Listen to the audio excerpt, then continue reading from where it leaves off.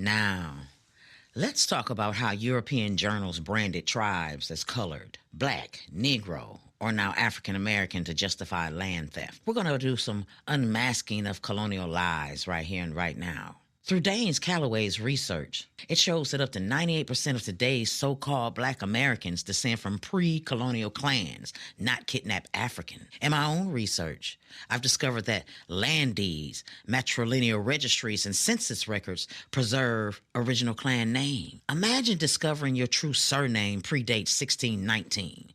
How does that rewrite your story? How does that make you feel about your self-story? Picture this.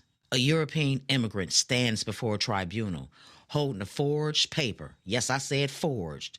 Behind him are the true stewards of the land, dark-skinned, braided, silent, are labeled Negro and dismissed. The lie now becomes law. But the truth, it waits in our bloodlines.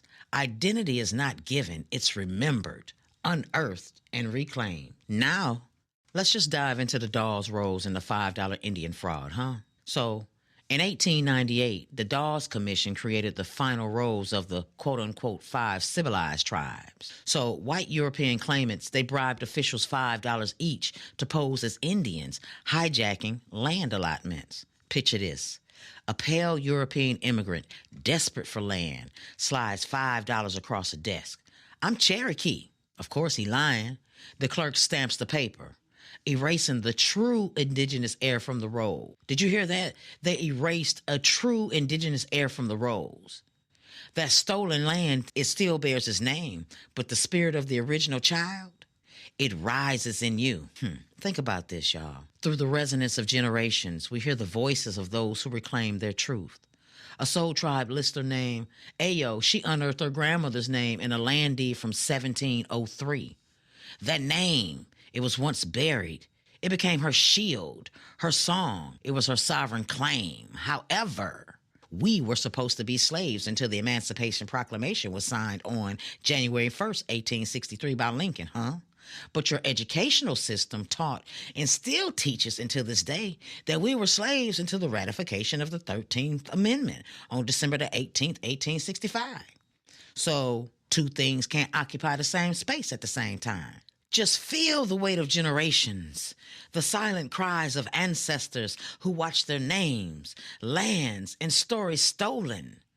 Their echoes resonate in every step we take to reclaim what was lost. The spirit of what these lies have done to a people who wish them no harm. It's a wound, but also a call to heal, to rise, and to remember. So you have to understand, many of the so-called tribes recognized today were formed or rebranded in the 20th century, often by white Europeans. They were just seeking federal recognition, land benefits, or cultural legitimacy. This is a continuation of the Dawes Rolls deception, a paper trail of erasure and replacement. You want to talk about erasure? Pencil whipping us out of existence is really what it's called if you want to break it down to layman's terms. True proof lies in the matrilineal registries, the clan deeds, and the oral histories held by elders. Key sources include land patents pre-1619. You hear me?